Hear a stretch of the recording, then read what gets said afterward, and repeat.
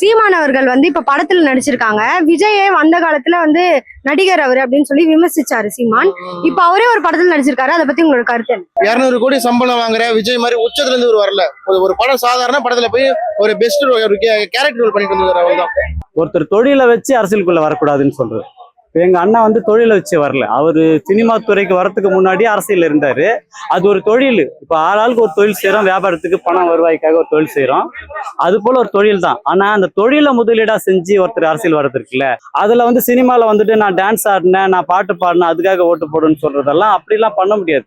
அரசியல் தலைவருக்கு பிள்ளையா பிறந்து அவருக்கே ஒண்ணும் தெரியாது போது வெறும் நடனம் ஆடி நாட்டு ஆடுறதுக்கு வரதெல்லாம் விமர்சனக்குரியது.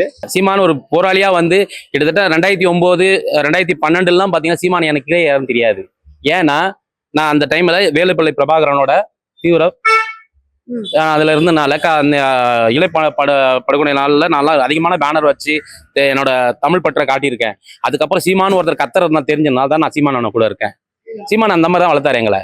இந்த மாதிரி திரைக்காட்சியெல்லாம் வளையல. அவர் திரைப்படம் பண்ணதே எனக்கு பார்த்தோன்னா எனக்கே 2 படம் தான் ஞாபகம் இருக்குது. அவ்வளவுதான் தெரியும் அவர் தயாரிப்புன்னு. இப்போ ஒரு படம் வந்திருக்குது, 3வது படம், அவ்வளவுதான். மற்றபடி அவர் படத்துல இது பண்ணாரு அது பண்ணாருலாம் நாங்க எங்களுக்கு தெரியாத ஒரு இதுதான். எனக்கே தெரியாத கட்சிக்குள்ள இருக்கும்போது அவர் மக்களுக்கு தெரிஞ்சது என்ன சொல்றது.